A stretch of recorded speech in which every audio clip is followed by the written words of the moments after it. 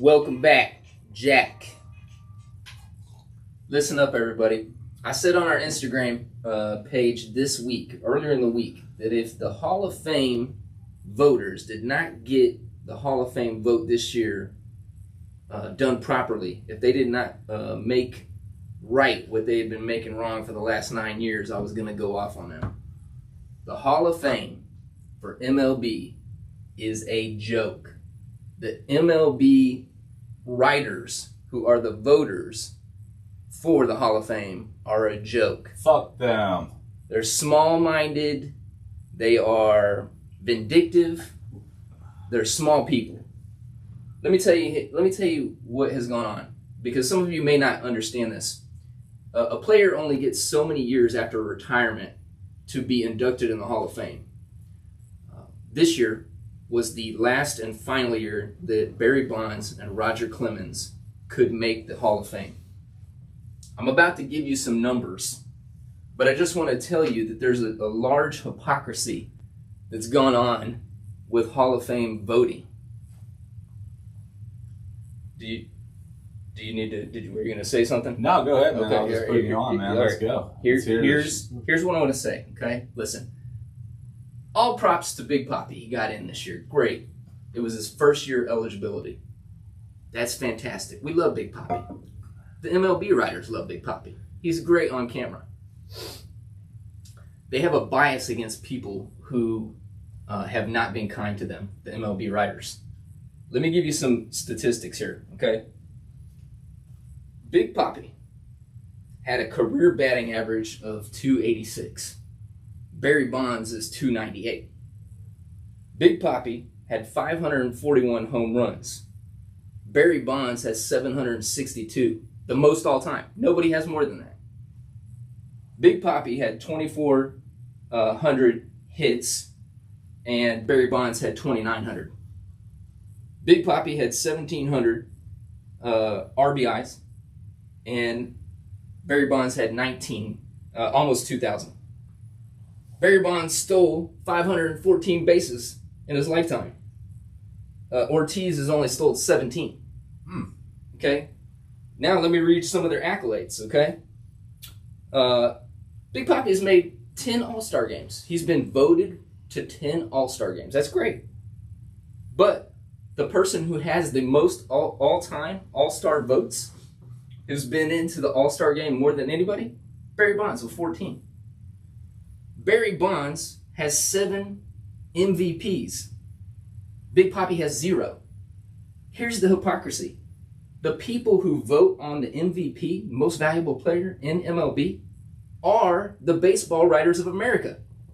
So 7 times, which is more than any other player. In fact, the next player down is Pujols, Mike Trout, Mickey Mantle, Stan Musial, Joe DiMaggio. They'll have 3. Barry Bonds has 7. The same writers that voted Barry Bonds to get 7 MVPs voted that he should not make the Hall of Fame.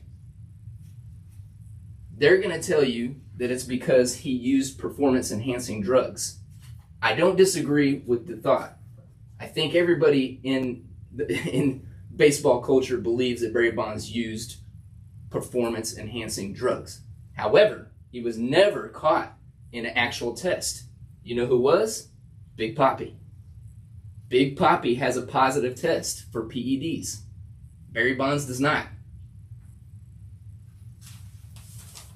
They want to tell us that they have to think about the ethics and a player's integrity in order to vote them in. But what they're not telling you, and I've done some research on the players in. There's a player inducted in the Hall of Fame. I won't name his name. He doctored baseballs, altered them so that he could get a certain spin rate to strike people out. There's a drug smuggler in the Hall of Fame for baseball. There are known racists in the Hall of Fame for baseball. Fuck racism. There are some people who were inducted who played during the 1960s and 1970s who were busted using amphetamines, which at that time helped with performance. There are womanizers and people who cheated on their wife in the Hall of Fame, but you're not going to let Barry Bonds in. Why? Because they don't like Barry Bonds, because he was a jerk to them. And Barry Bonds might be a jerk to people in general, but that doesn't mean that you should be keeping him out of the Hall of Fame. They did this also with one Roger Clemens. Let me read some things off to you here on Roger's accolades, okay? Roger was the #1 pitcher for all-star appearances all time, 11. He has 11. That's the most of any pitching player. He has 7 Cy Youngs, which means you're the best pitcher of that year.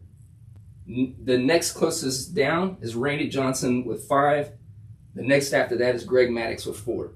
All of them are in the Hall of Fame, but Roger Clemens isn't.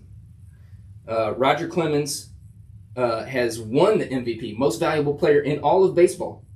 That's only happened 12 times for a pitcher in all of history. I could go off on his numbers here and tell you, like, he pitched 23 years. There's only a couple players that pitch more than that. In some instances, he has better numbers than Nolan Ryan and Randy Johnson, who are both in the Hall of Fame, and he's not. It's ridiculous. Ridiculous, man. That's my rant. So, good morning. Welcome to the We Don't Know Jack show. And Nico just went off on his rant on the Hall of Fame. And yeah, I definitely agree with all of them. Really excited for today's show. I'm feeling good. I got an announcement. We have an awesome guest. This is the Ace here. Nico, bring us in. Introduce our guest. All right. Well, everybody, we got Danny Alvarez, better known as DUBD. And he's going to be coming in talking to us about incredible edibles. DUBD. Slingshot. Welcome. What is up, my friend? How's everybody doing? Good morning. Good morning. Good, man. Danny, when you're out in Slingshot world, man, do they call you DUBD or do they call you Danny? They call me DUBD. DUBD in the house. Danny was just telling us a story about his hair. He's got his hair dyed the color of his Slingshot. And, yeah. I'm gonna zoom in on the hair real quick. So DUBD. His wife didn't realize that he had dyed his hair. He told us that he came in and she was making some gumbo. Yeah, she was making some gumbo. She serves him gumbo. It's a little dark in the house, he says. And she says she drops her spoon when she realizes, in looking at him eating, that his hair is 2 different tones, you know, and none of them are natural colors, you know. No. What'd your mom say to you about that? She was quite surprised. She was like, when she picked me up for dinner last night, she was like, "Oh, you're gonna wear a hat to dinner?" And I was like, "Yeah." And she was like, "Well, you got a haircut? Because I don't see no hair on the sides." I was like, "Yeah." She was like, "Take off your hat, let me see." I was like, "No, I'm good. I'm going to drive, though." So I jumped in the driver's seat, and they picked us up. And so we got to the restaurant. She was like, "Hey, let me see your hair." I was like, "You sure you want to see it?" She was like, "Yeah." I was like, take off my hat, and she was like, "Oh, my God, that comes out, right? That's not dyed? Like, it's not permanent?" I was like, "No, it's permanent." She was like, "What made you do that?" I was like, "I just had a wild hair up my ass, I guess." I think it looks great, man. It's pretty cool. When I saw you roll up in that bike, man, that thing was awesome, man. It's a 2-seater, right? Yeah. So can I go for a ride when we're done? Yeah, we'll go for a ride. Hopefully we'll make the weight limit. And I have a big announcement to make, and I just want to say this, man. We had Mike Torres, CEO of Hero Performance, come in. He was so motivational and sparked a fire under my ass that I actually left the podcast and went to the gym, looked around, got the feels, signed up the next morning on Saturday. So I just want to read a little quick thing, and I'm going to kind of document some of this through the podcast, but I started out with what's called the 24-week lifestyle transformation. So my weight loss goal is 40 pounds. Okay. I'm trying to get to 12% body fat. Okay. I'm doing PT 3 times a week. I'll have cardio in between those. I have access to my home workouts through his app. We also have Zoom workouts. They also included a nutritionist who gave me a meal plan, grocery list, restaurant guide, meals to eat at different restaurants to stay within my diet. I also have access to their meal prep. I'm going to try to start doing our meal preps ourselves so I can be active in that and changing my lifestyle. And maybe if it gets easier or harder later on, I'll do the actual meal prep that's purchased. I have an accountability coach, Kaylin. She's my trainer. Thank you so much. Definitely keeping me accountable. I'm having to text pictures of my food every time I eat. So the accountability that he talked to is definitely there. And this program has guaranteed results. Mike told me that if he doesn't accomplish my goals and I follow everything he does, he will give me my money back. So, I mean, you can't beat the deal. Hero Performance. It's all 45 and 6'10". Check him out. He was on the last podcast as well. Just wanted to get a shout out to him and let you guys know my goals so it's live and on air and I can't turn back now. Yeah. Also, I cashed it out in full, not a monthly program, so I got to do it now. So I'm excited about that, man. Thank you, Mike. Yeah, Nico, bring us in, man. I posted a picture of you doing that earlier on our We Don't Know Jack Instagram page, you know, so that people could see that. Yeah.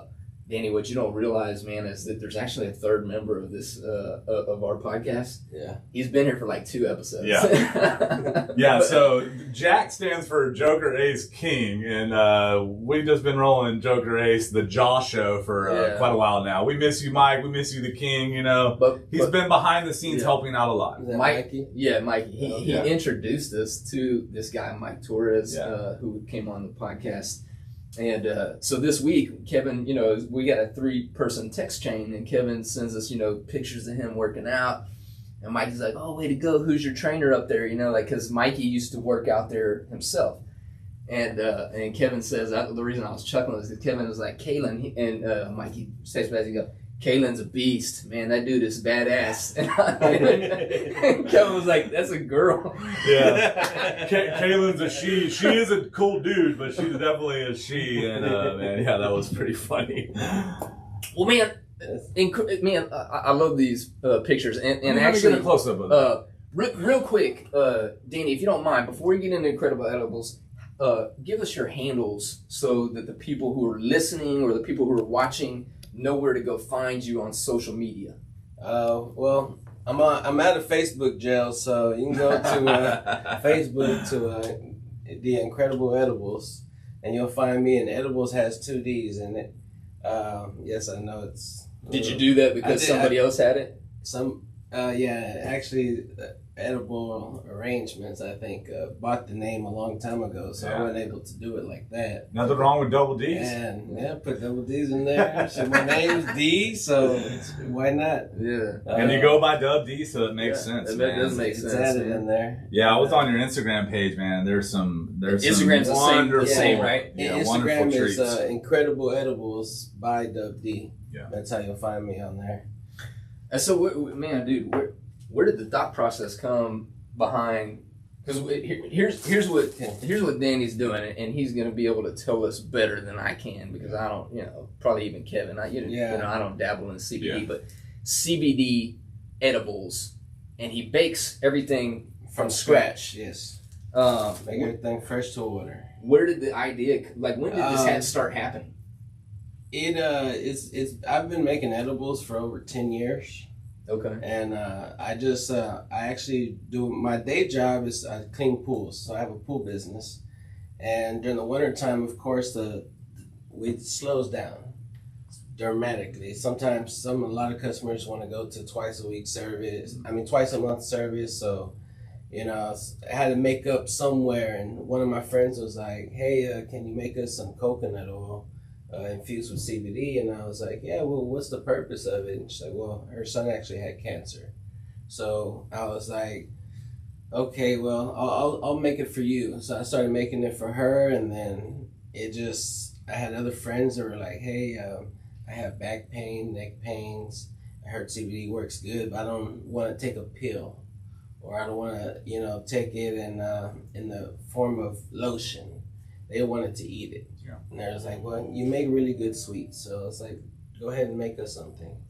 And that's just kind of how it started off, and as a side hustle. Yeah. And can you explain? I know you and Kevin know more than me for sure, but most viewers maybe even. Yeah. What is CBD? I can chime in a little bit. I'm from Colorado and was a medical marijuana patient for a long time, and one of the reasons that I did that is because I was diagnosed with a rare form of epilepsy. So I was using CBDs medically for quite a long time, and medical marijuana, and the doctor said that was actually keeping my seizure from becoming bad, because I told her my whole story and what was going on, and I had this real rare form. I never had like a straight seizure. It was this weird brain activity. Yeah. So I'm pretty familiar with the process of CBDs.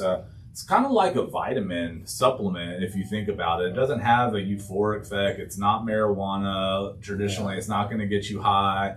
So tell us what you know. Tell us all about it. It's like you're saying, CBD is just we all have natural cannabinoids in our body. So you can't overdose on it. You can take more than what you need. What they say, they recommend is 10% of your body weight is how much milligrams you should eat. Okay. So if you eat too many, it's not gonna like help you any more than, it's only a certain amount that's gonna help you out. So is it up to 10 milligrams is beneficial, and everything past that is not really beneficial for you? Yeah, it's not beneficial for you. Okay. That was going to be one of my questions. Yeah. Like, how do you know how much to put in? I didn't know that. Yeah. And so everything that you talk about on the doses and stuff, I'd like to put in the description of the YouTube a video so people can see exactly how to break that down, how CBDs work, and also the dosage. I think that's really important. One, so you don't waste money. Two, so you're taking the correct dose. Yeah, and you don't want to, of course you want to take the correct dosage, because if not, you're just either wasting your money, or you might not even be getting the dosage you need. And so it's not, you're like, oh, they didn't do anything for me. My dad actually, I make some CBD tinctures, and he weighs 160 pounds, so he needs roughly 160 milligrams of CBD, and he takes that dosage every night before he goes to sleep. And he says it helps with his back pain, and he doesn't have any back pains in the morning. But it's not something you can just take one time and be like, oh, I didn't. You need to take it, for at least 90 days. Give it a 90-day 90 days to start feeling the effects. I think Nicole, my wife, she's having back problems bad. And there's ointments out there, and you want to make sure, like, see, I get all my CBD products from Colorado. And my buddy, he has a dispensary out there, and he makes everything for me. So it's all sent with, the test results and how much CBD is in there. A lot of people don't understand. It's like there's so many CBD shops popping up in Houston. Yeah. You can't go to this corner store and buy CBD. Yeah. That stuff's made on heroin. It's coming from China and stuff. It has to be American made. If it's even CBDs in there. Yeah. You might buy a box of gummies from the corner store and says CBD, and it's just a box of gummy bears. I'm trying to remember the name of the strain that came out that was super CBD heavy, and it had families from all over moving to Colorado to get access to this certain strain. Forget the name of it. I'll remember in a second. But people were moving their families all to Colorado with children that had severe epilepsy. And it was curing them and stopping all seizures. It's really an amazing, powerful drug, and it has so many vast things that it can heal. But CBD is legal here, right? Correct. Okay. Yes. CBD was it at some point not legal? I think it's been legal for about 10 years. Okay. It just hasn't been known. Yeah. Okay. They weren't putting it out there because, of course, doctors want you to take pills and prescriptions and make money on pharmaceuticals. Big pharma. Yeah, this is a natural healer. Yeah. They don't want that. Yeah, I mean, if you can grow your own medicine in your backyard, I mean, that's going to hurt that pharmaceutical company pretty good. And so the CBD plant is very similar to the THC marijuana plant. Yeah. It just does not have the THC in it. So when growing and the process that they make those CBDs in Colorado, it's very similar to what a dispensary would go for medical marijuana. I didn't even realize they were separate. Like, I didn't realize you could do two different plants. I thought that you said it, like, extract the CBD from the marijuana plant. Yeah, it's part of the hemp family. Yeah, okay. So then you have CBD that's not psychoactive. Then you have the hemp, which has a little bit, it's like 0.30% of THC in there. And then you have your THC, which is your marijuana. You can smoke a joint and get high. But you can also smoke CBD. It looks the same thing as hydroponics, and it doesn't taste the same, but. Yeah, I actually went to the head shop and brought some CBDs just to show people how real it looks, you know. And I don't know if it looks like great weed, but it looks very similar, and that's something that you should know too, you know, going in. If you are doing it for the smoking purpose, know what you're smoking, you know who it's coming from, have a reliable source. And I think it's great that you're sourcing your products and having the testing done, because that's really important, because dosage is important not only for marijuana edibles and marijuana intake, but also for the CBDs as well. And you need that quality control. Yeah, if not, it's just coming out of somebody's backyard. Yeah. We're going to put some of his pictures of some of the stuff that he's baking on our Instagram page. But, man, Danny, give us a rundown of here you got some brownies, you got some, what are these, lemon bars? Yes, I bought some, these are lemon pound cake bars. Okay. It's like it tastes like your big pound cake, but in just little bars and stuff. These are 100 milligrams.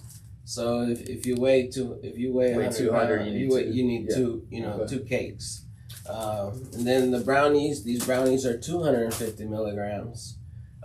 They're all fudge brownie, and then I'll just add, creative tops. Put s'mores on one, Oreos on the other, throw some pecans in there. Like, I make a big pan at a time, make a dozen and a half at a time, and I could just mix and match, different. What are some of the other things that you're baking? I honestly, this is my number one seller. Everybody's like, had these two, and they're like, I like the lemon and I like the chocolate. But I make anything you want. Because the reason I ask is because twice now I've seen him do the pineapple upside down cake, which is like my favorite. The pineapple upside down cake, that's another fan favorite. Yeah. I have a built clientele.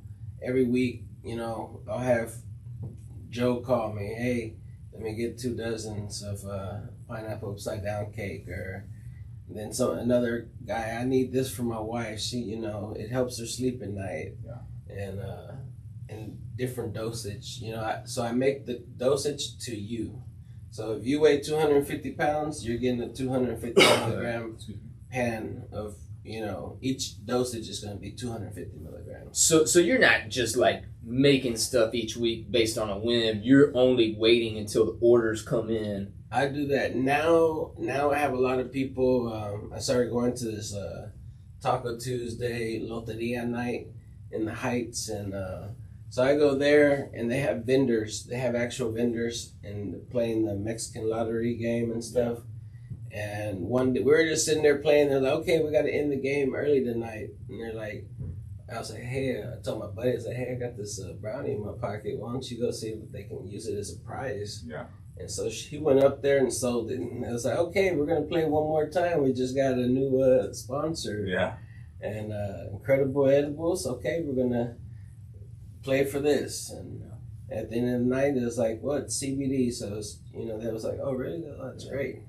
That's cool. I'd like to introduce you to Rusty Hendricks from Uncle Bean's Coffee. We've had her on the show. She's one of our best friends, crazy awesome entrepreneur. And I've eaten some edibles over there from CBD. She usually tries to have a fresh bakery, and she likes to source locally. It's a big, big deal for her. So I'm going to try to get you guys connected. Shout out Uncle Beans, and hopefully we can see your incredible edibles over there. Okay. Yeah, she's in the process of opening up her second location. Yeah. This one will be more suited for people to sit down and eat.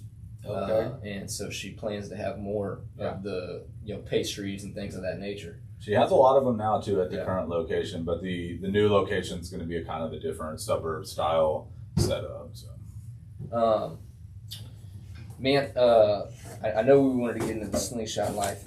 Kevin, was there anything else on Incredible Edibles, CBD, that you thought you wanted to talk about further? No, I don't think so, man. I mean, we got a good idea. The treats look delicious. I've spent an hour on my new weight loss program. I spent an hour. I spent an hour drooling at all the cakes, man. And we'll throw pictures, and I'll throw some links. I think it's real important that you educate yourself on any type of medication, and so we'll put some links on CBDs and what they do, and include everything that DUBD told us about the process of dosage and all that as well. We'll put all this contact information, and thanks for explaining that to us. Thanks for giving us the knowledge. I really believe in CBD treatment. I think it's a great way to take a natural medication that really will help you, man. So I applaud you for your business endeavor, and I did eat one of those treats. Sorry, Mike, I had to try one. He's a guest on our show, so I had to eat the treats. I'm going to go and do some boxing at the end of this show to get these calories off me. It was only 90 calories. 90 calories? I'm good. So do you have the caloric calories for each one? You have the caloric intake for each one of these, or you don't know? Yeah. I mean, the fudge brownies are usually about 160. Okay. I try to keep everything in a low thing because, like I said, I have people that eat these every day. Yeah. So they need, they want cookies or whatever. I bake them whatever they want. So if you're healthy, you want a cookie that has pecans and oats and oatmeal. And so you can do like oats or like an almond flour and all that as well? Almond flour, coconut flour. That'd be great. I'm excited about that. Organic is possible. I've talked to DUBD here before, man, about his future plans. Whether, like, for instance, man, I don't know if this is still in your ideas for the future, but at one point you were talking about that you would like to have a coffee shop. Yeah. And not a coffee shop where it's like CBD coffee shop, but a coffee shop where CBD is an option that we offer. Yeah. Is that still on your thought process? process? That's still my thought process. I've always wanted a coffee shop. Maybe it's a Cuban thing. Yeah, like a Cuban coffee shop. A Cuban coffee shop. Okay. And it's always said, I'm gonna bake everything for my shop. The banana nut loaf, the zucchini loaf. I can make all that. So, when did you get into baking? Honestly, maybe about 2-3 years ago. Really? I was just the whole thing was I just wanted to sell my infused coconut oil. Yeah. In jars and olive oil. Like CBD infused coconut oil? CBD infused coconut oil, CBD infused olive oil. And I just wanted to sell that. But people are like, okay, well, we made some stuff, but it didn't come out like your stuff. Yeah. And it's like people have to understand when cooking with CBD, you have to cook at a very low temperature. You don't want to cook off, the cannabinoids, and then you don't have anything. Yeah. But one time we were talking, he was telling me that I don't know if I'm remembering this correctly, but you said, like, if you have a shop that has the ability to, like, sell CBD infused products, that when and if THC becomes legal, you're able to just transition fully into that. I don't remember if I remember that correctly. It's kind of, it goes with the getting grandfathered in. Okay. You have the CBD, and once they legalize, I'm still going to make the CBD products, but then I also have the option of THC products once they legalize it. Legalize. Shout out to Cypress Hill. Shout out. I don't have much more about that. I know we want to get into something else, but always at the JAK show, we always got props, and if you ever get a chance to be on the set, I mean, you could spend an hour here and look at all this stuff. So I bought a bunch of cool things for Nico and throw them on the table, let y'all look at them real quick. Bust one open if you want to play with it while we're on the show. Pretty cool stuff. These look like they're all Masters of the Universe. Yeah, and then look at that one. I got that one. Episode, man. I got that one for you. I saw a guy that looked like He-Man the other day. Oh, yeah, dude. There's I don't know if I showed you last time, but can you hand me that one behind you? Look at that. One? The glowworm. Skeletor. So I think, Nico, did you say you didn't have a glowworm, or? No, I had a glowworm. Okay, well here's a little baby glowworm for you. Yeah, So these are sure you don't want the Care Bear? Oh, it's the Care Bears that we like too. So Just trying to have a little fun. We try to make it cool in the studio. So, Nico, man, let's start the show and let's talk about the next subject. Well, we started the show already, but we can't. Let's continue the show.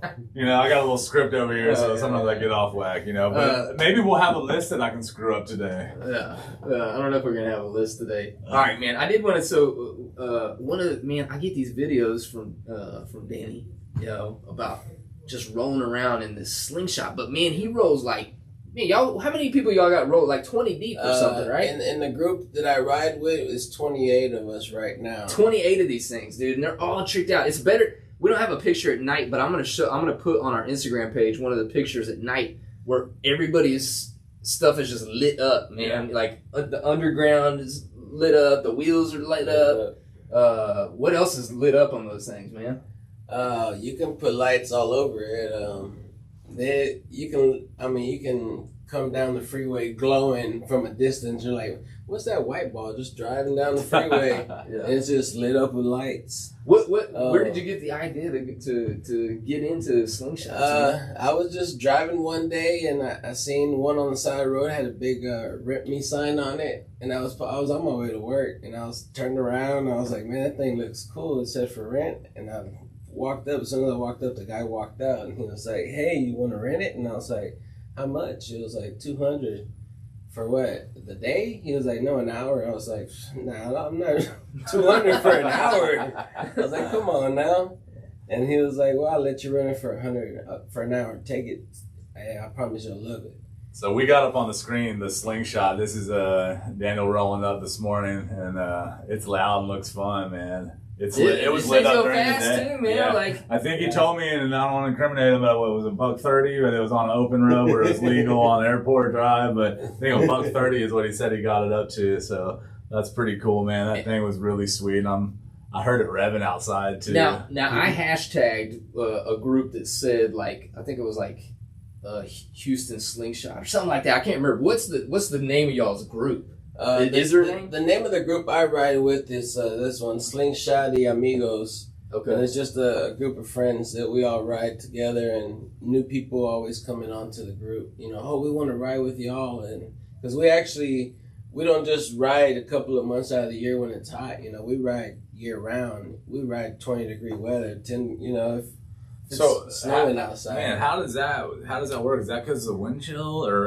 the windshield that's going over you, or how wrapped up you are? Because I know on a motorcycle, people at 50 won't ride. It's how wrapped up you are. You're how wrapped up, yeah.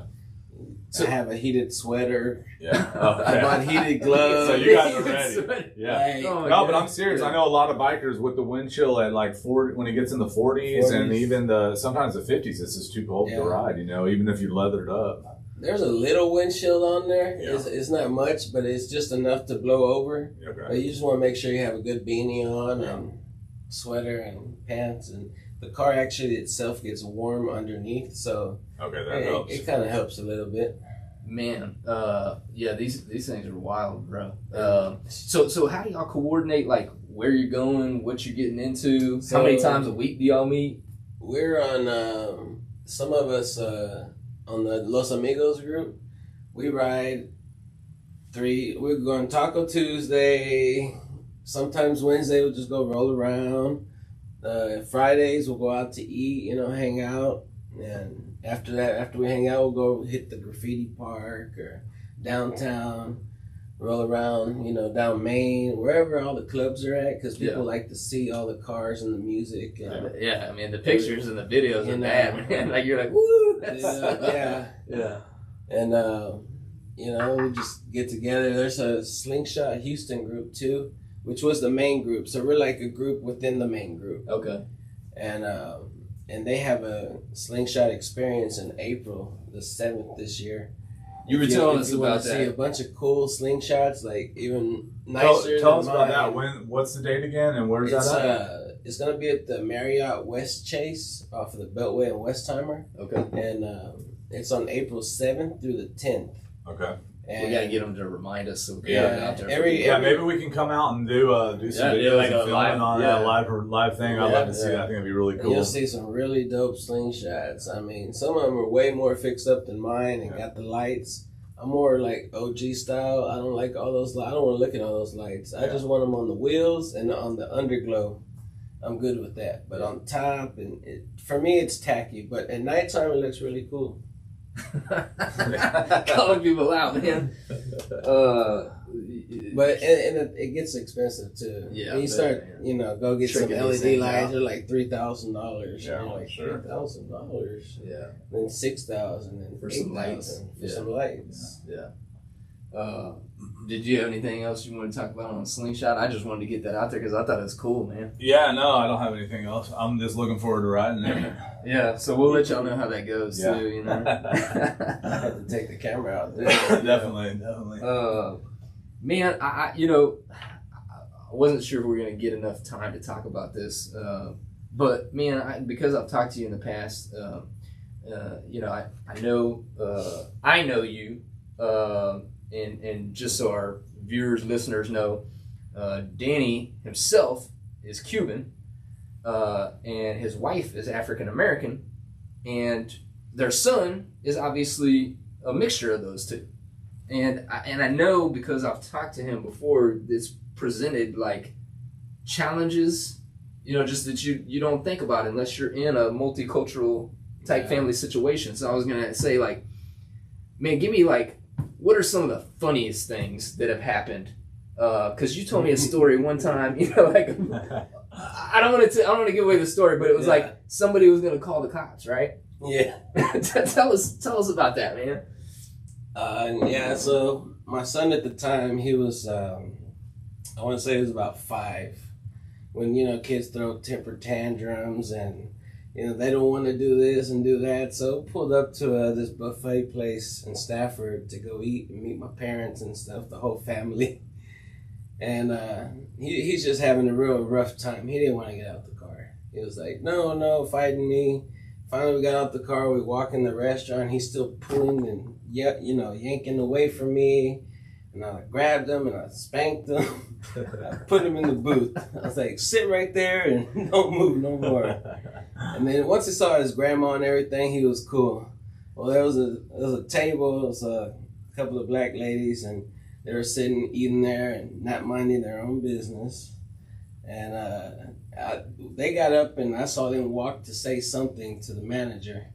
And then 5 minutes later, who's walking in, and I see Stafford Police Department walking in. Oh my God, man. Man, what the hell?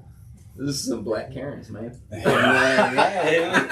was they was like, excuse me, sir, we got a reported call of child abuse on a little kid, and I was like, yeah, it's not no child abuse. It's just my son. He wasn't acting right. I spanked him, and well, they think you're rough-handing him. Man, like, I don't want to point out what I thought, but I thought at the time, I was like, they're pointing that out because for whatever reason, I don't know if they think he's adopted or what, but like they this is his dad, man. And the police take me outside. My mom was tripping. She was like, well, he didn't do anything. Ma'am, sit down and enjoy your meal. We're going to take him outside. And like, they're taking me outside and just verifying who I am. And, I was like, it's my son. He was just having a temper tantrum. And, I guess apparently those ladies inside called. And I'm looking for those ladies and they're gone. I don't even see them anymore. So what the police was detaining me so that those ladies could leave. So you wouldn't say anything to them? Maybe say something or go follow them or whatever. Man, so this is just ridiculous that this is happening to you, man. So what was the outcome? The outcome is the outcome was they actually made a case of it, reported it to CPS. Oh, wow. And at the time we were living in Richmond, and we were just sitting outside, all the kids are playing, and this cop car pulls up with Impala, and you're like, it's a cop car. Yeah. And these undercovers. Two people get out, and they're like, yeah, you're Mr. Daniel? I was like, yeah. It's like, okay, well, this is the case we have. We're going to follow up. We need to inspect your home and do a walkthrough. And I was like, really? So I had to let them in my house. I couldn't tell them no.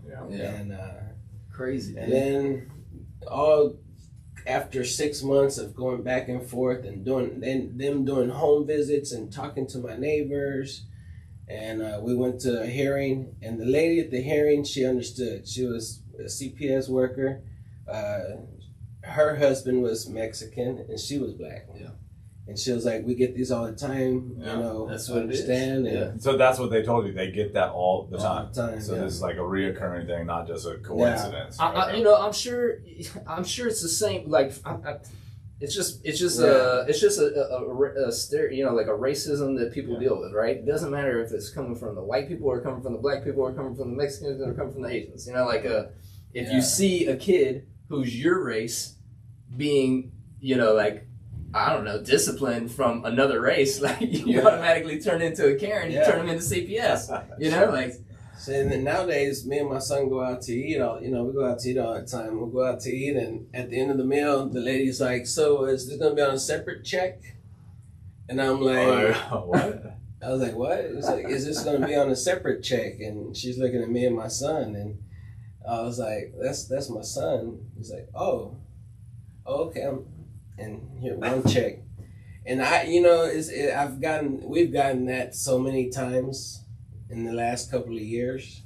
Because he looks like a grown man. He's gonna be 17 he is tomorrow. A beast. He is a beast. You know, he's a little taller. He's almost taller than me now. Yeah. Danny's tall. Like, you know, we're sitting down here, so you can't tell. But Danny's when tall. I walked in and shook his hand outside, he towered over me. And I'm 6'1", so. But so his son, you know, who's first year of high school, second year of high school? Yeah, second year. He's 17. Yeah. So and he's a freaking monster, dude. Yeah, we get that all the time. Who's paying the bill? So make him pay, right? So, man, how do you deal with that? Do you just have to brush that off as, hey, those are other people? Or, you can't let that affect you. That's your life. And, there's really no barriers, in our opinion, on this show. Man. I think what you just told me was ridiculous. It's pretty natural. It's pretty natural. I guess I've gotten used to it. Yeah. Because we've been, he's 17. So. Yeah. Which is just as bad, in my opinion.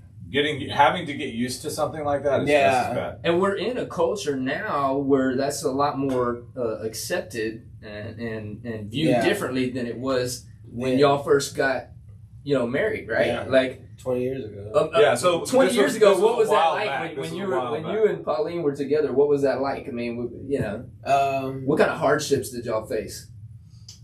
Well, we would get like those brush like coming through a restaurant and be like, you'd hear jungle fever. Oh. And you'd be like, you know what, okay. What? And she was like, what'd you say? Nothing? Yeah, that's exactly what I thought. Can you believe the audacity, people, man, to actually say like, jungle fever. Cuban women are, when they get feisty, right? Oh yeah. But his wife is not Cuban. She's just African American. Oh, I'm sorry. Which you probably rubbed off on her. I'm sorry. I got confused. My bad. And man, I think about that sometimes when I'm thinking about you, because I'm like, man, I bet they've had to deal with a lot of that kind of BS, man. Yeah. Just over the years, yeah. You never get used to it, but you just figure out a way to brush it off, because there's no point in like wasting your time on somebody that's just ignorant. Yeah, for sure. Yeah. Wow, man. So. Man, I like to tell a Flashback Friday.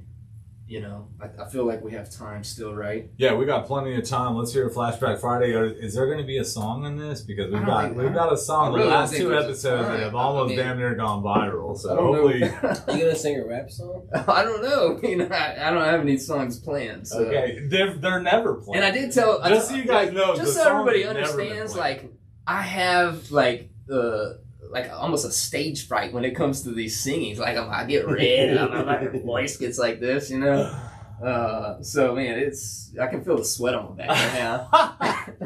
Any case, and I don't even have one planned.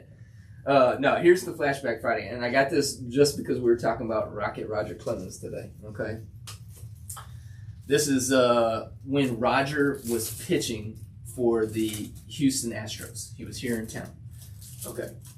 I worked for a waste hauling company here in Houston. They were headquartered in Houston.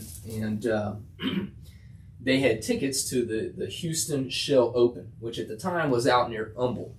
And it's an event where the pro golfers come out on that weekend. Tiger would never come because he was always getting ready for the Masters, which is the very next week. So he would never show up. Any case, they had tickets. They gave them to all the employees. I was a low-level employee, so we got what was called like the Wednesday ticket, which is not an actual official round. For golf, there's 4 rounds. It's Thursday, Friday, Saturday, and Sunday. And that determines who the winner is.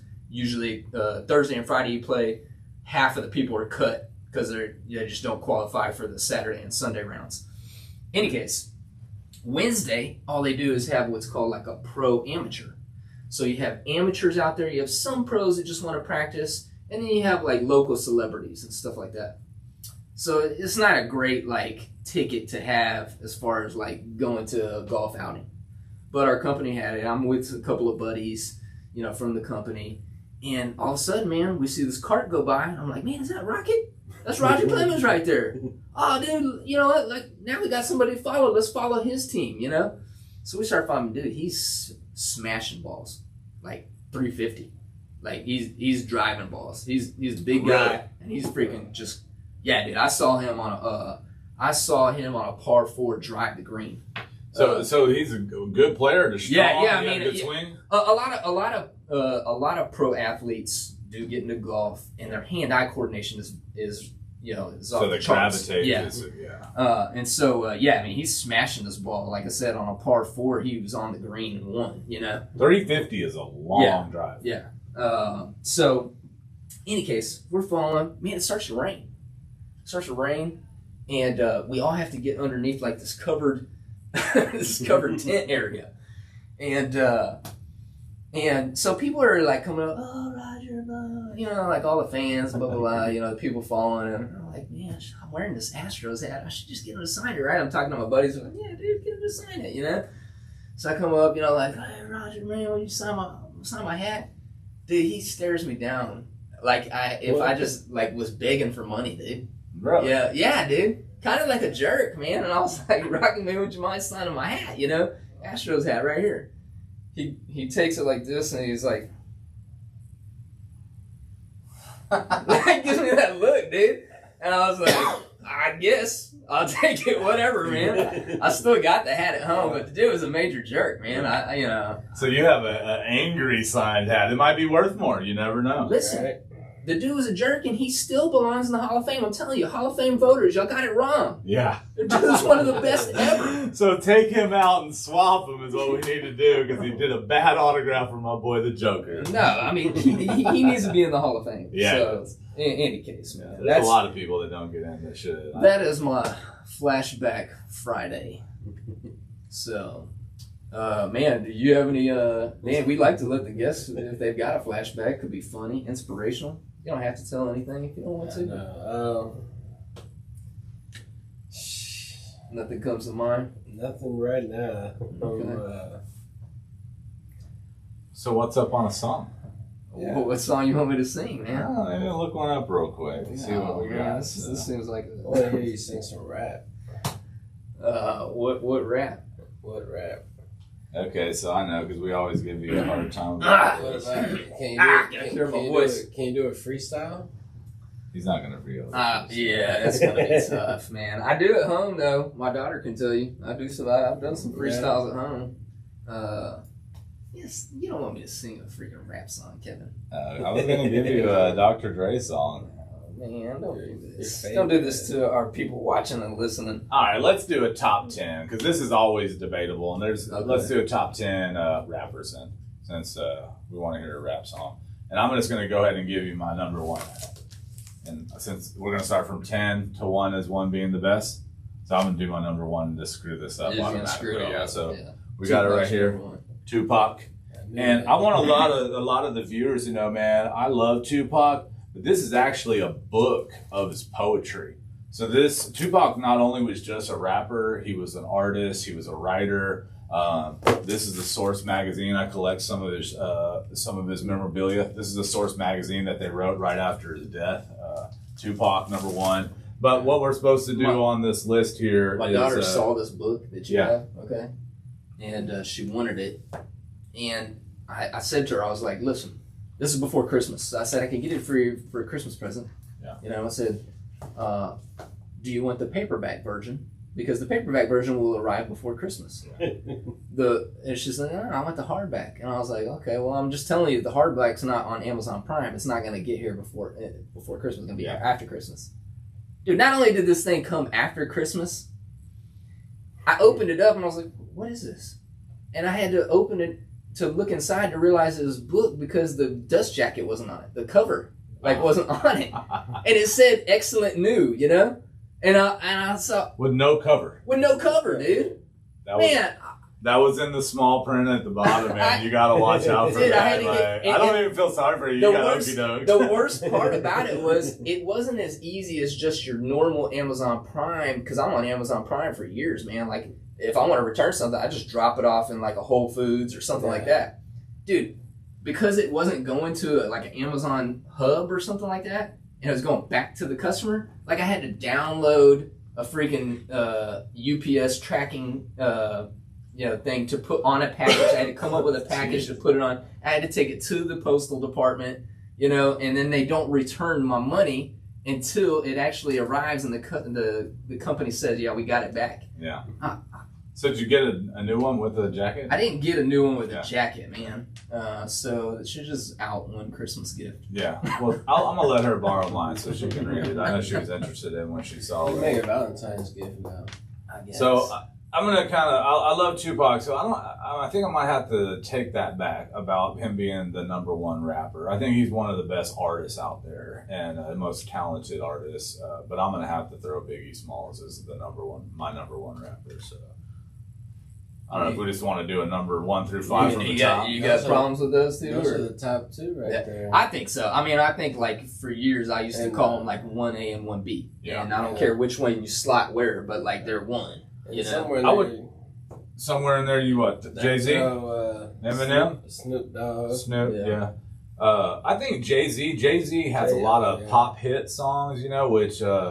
they're not as popular on the mainstream, but if you listen to the Black Album, he has some really, really kind of underground flows that are just amazing. His lyrical is off the chart, but you don't hear a lot of the songs because they're not pop radio. His first couple albums, I think, were really great. Yeah. When he started becoming more commercial, I was like, people would be like, oh, have you heard that new Jay-Z? I'm like, no, I don't really care for it. He's got Beyonce. Yeah. I'm not going to say that he's not talented. He's very talented. Yeah. Very talented. Yeah. He's definitely my if those guys are 1A, 1B, and so they're tied for first and second, then he's number 3. What about Nas? A lot of people throw him in the mix, but I was never a fan. I mean, I was a fan of one of his albums, 2 of his albums. I mean, he's good, I'd have to seriously sit here and think, does he belong in my top 10?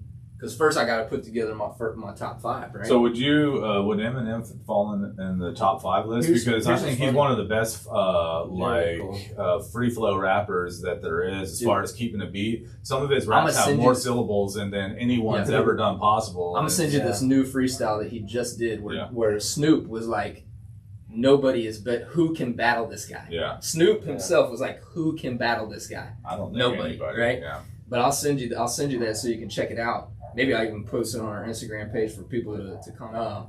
I used to think well, man, are you putting him up too high because you're white, and you identify with him as a white rapper, And a lot of the stuff that he was talking about was stuff I was actually dealing with, and the way that I think, and until recently, man, a lot of my African American friends have been saying, this dude is the best rapper of all time. I'm like, really? You think so? I just thought it was me, Yeah, no, even if you took out everything that he was talking about and relating to anyone's life or anything, his flows are the fastest, the sickest, and he can rhyme off the 8 count, the 8 bars. He goes actually into the next one, and the cadence is really, really hard and difficult. Yeah. You see it in spoken word a lot, but to be able to rap at that speed is on another level. It really is. I think he's got to land at number 4. Number 4. He's definitely in my top 5, but I think I would put him at 4. So I think it's really interesting that the best 1 and 2, hands down, I think everyone would agree, is Biggie and Tupac, but they only had a very, very short career. And it's amazing to me how much they affected the impact. And man, we're talking years and decades later, and a lot of people that are young still listen to Tupac and Biggie. They really kind of changed the landscape, and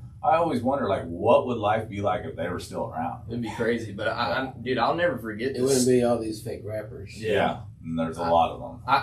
Well, now you got that mumble rap. Then you got, after mumble rap, you got like, just now the kids just listen to stuff that's like, this aren't even lyrics. Like, what are these are just continuations of the same word over and over. And the beats are sick. I'll give them that, you know.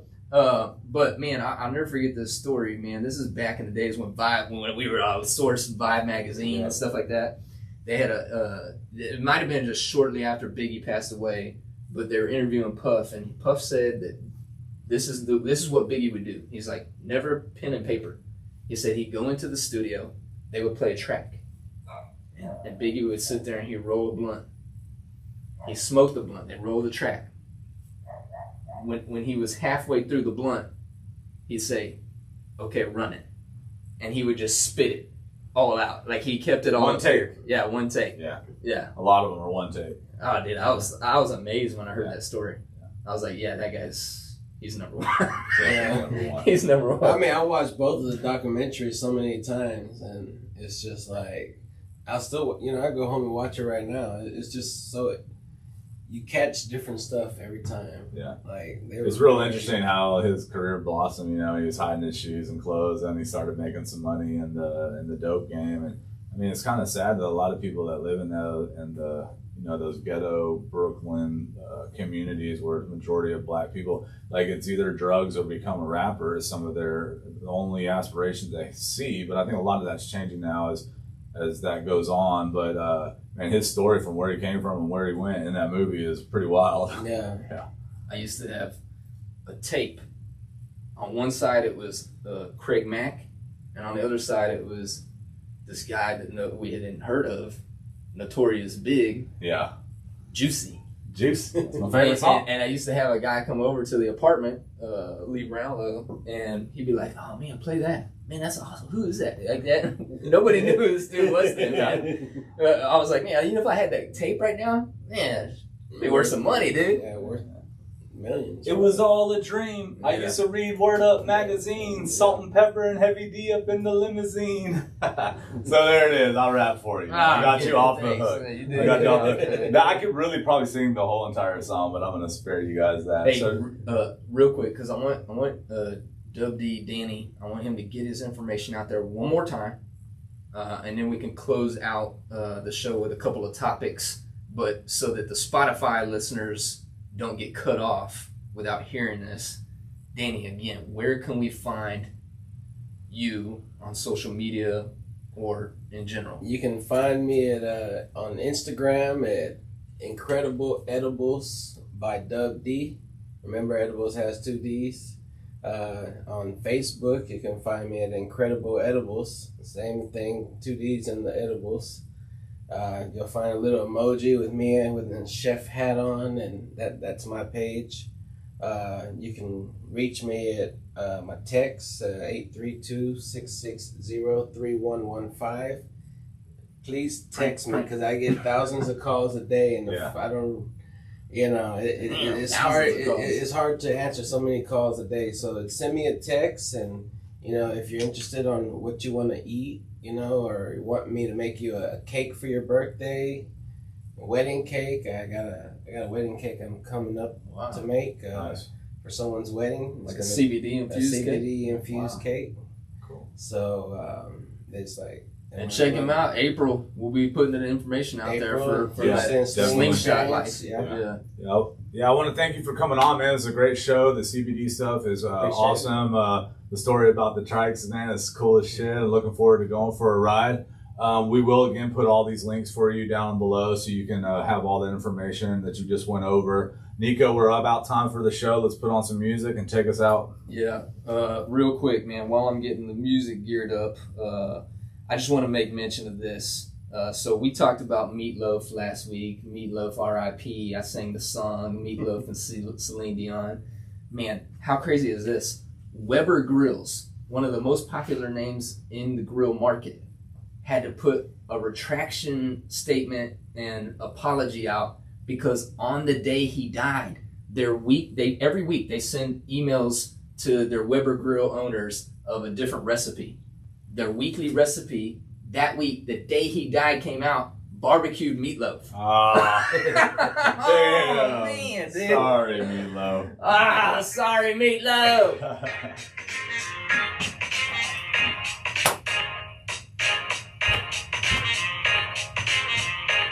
Good job, man.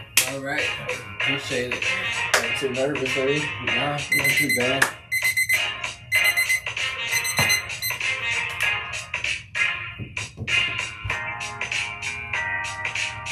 Definitely,